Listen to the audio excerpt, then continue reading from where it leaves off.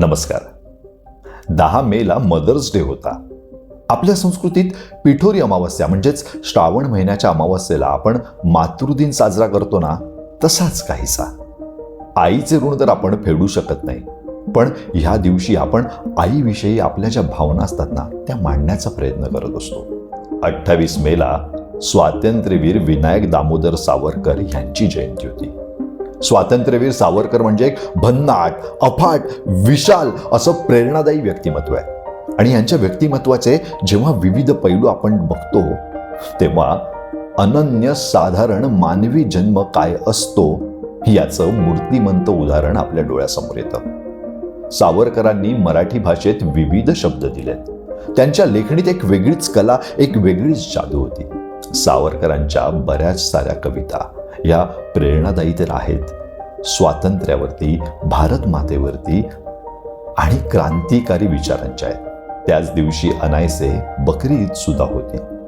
आता सावरकरांच्या इतक्या साऱ्या कवितांपैकी एक कविता आहे जी बकरीचं पिल्लू म्हणजे कोकरू याविषयी आहे. सावरकर मातृत्व आणि कोकरू यांचा एक सुंदर त्रिवेणी संगम साधणारी कविता आज तुमच्या समोर सादर करतो.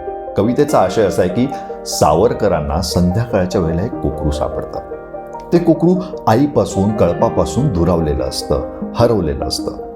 बरं, रात्रभर ते कोकरू असंच जंगलात फिरलं तर नक्कीच कुठचा तरी हिंस्त्र प्राणी त्याला मारेल, म्हणून सावरकर त्याला घरी घेऊन येतात. ते कोकरू बावरून गेलेलं असतं, घाबरलेलं असतं. सावरकर त्याला आपल्या घरी आणतात, खाऊ पिऊ घालतात, पण ते कोकरू काही खात पित नाही. कारण आईपासून दुरावल्यामुळे ते खूप भावूक झालेलं असतं. आणि त्यावेळी सावरकर त्याला सांगतात की अरे, आज एकच रात्र, काही क्षणापुरता तुला आलेला दुरावा आहे, उद्या तुला तुझी आई मिळेल देखील, पण माझी स्वर्गवासी आई मला आता या जगात परत कधीच मिळणार नाही. ते पिल्लू काहीच खात पित नाहीये हे बघितल्यावर सावरकर थोडंसं त्याला फोर्सफुली दूध पाजतात. ते कोकरू थोडंफार दूध पितं आणि परत तोंड फिरवतं. आणि इकडे सावरकर असं असे म्हणतात की ते कोकरू कालपर्यंत त्याच्या आईबरोबर होतं, स्वतंत्र होतं, मुक्त होतं, पण आज ते माझ्याकडे नाही म्हटलं तरी बंदिवासात आहे. आणि त्यामुळे स्वतंत्रता गमावल्यामुळे, स्वतंत्र नसल्यामुळे त्याला कुठचंच सुख आता भावत नाहीये. दुसऱ्या दिवशी सावरकर त्या कोकरूला त्याच ठिकाणी घेऊन जातात जिथे त्यांना ते काल मिळालं होतं. तिकडे कळप आलेलाच असतो. त्याची आई देखील त्याला शोधत असते.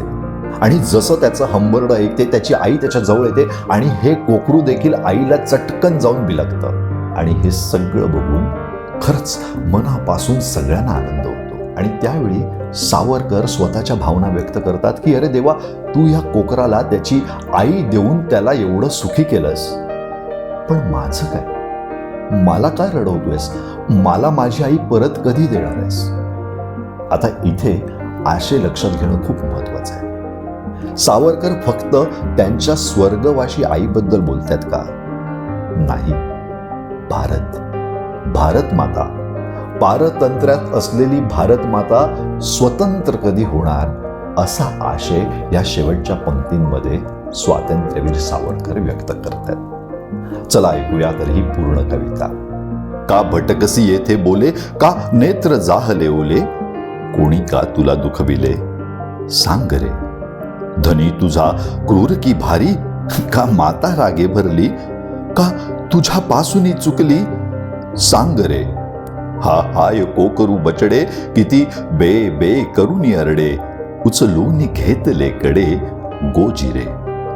का तडफड आता करीसी, मी कडे घेतले तुझसी, चल गृही चैन मग खाशी, ऐक रे.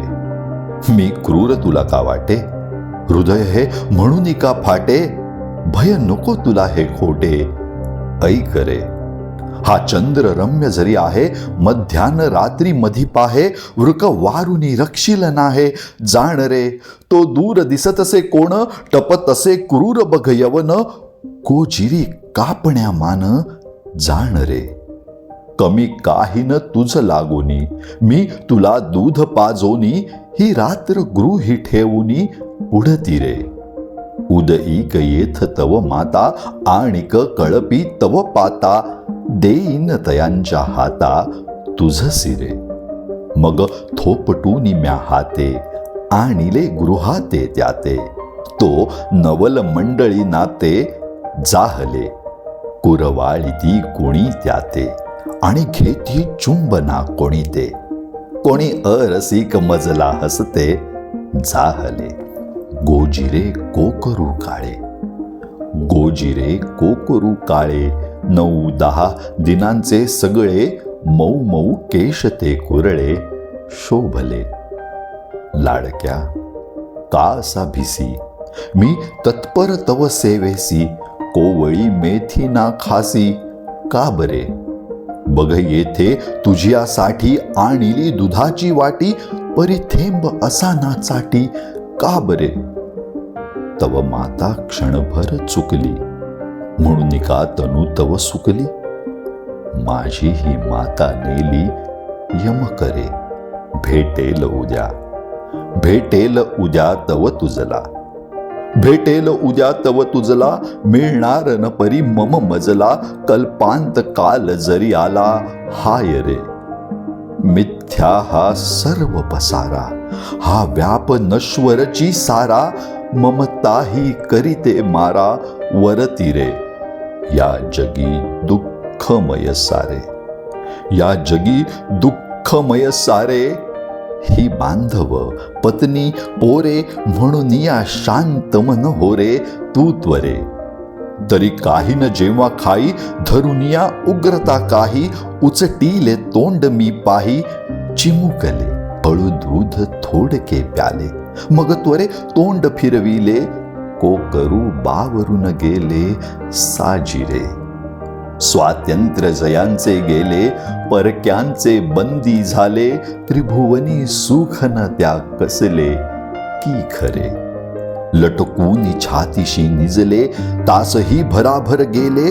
विश्व हे मुदीत मग केले रवी करे. घेऊन परत त्या हाती कुरवाळीत वरचे वरती. कालच्या ठिकाणावरती सोडिले. तो माता त्याची होती शोधित दूर शिशूसाठी. दगडांचे तरुणचे पाठी हाय रे. हंबरडे ऐकू आले. हंबरडे ऐकू आले. आनंद सिंधू सळले. स्तनी शरासारखे घुसले किती त्वरे. डोलतो मुदीत तरुवर तो. सप्रेम पक्षी हा गातो. तो कडा प्रतिध्वनी देतो मुद भरे. हे प्रभो हे प्रभो हर्ष विसियासी. हे प्रभो हर्ष विसियासी. परी मला रडत बसविसी. मम माता का लपविसी अजुनी रे. मम माता का लपविसी अजुनी रे. स्वातंत्र्यवीर विनायक दामोदर सावरकर त्यांनी ह्या कवितेत केवळ कोकरू, त्याची आई, त्यांच्यात आलेला दुरावा किंवा फक्त मातृत्व एवढ्या पुरताच आशय मर्यादित न ठेवता भारत माता, पारतंत्र्यात असलेली भारत माता स्वतंत्र कधी होणार हाही आशय मांडलाय. धन्यवाद.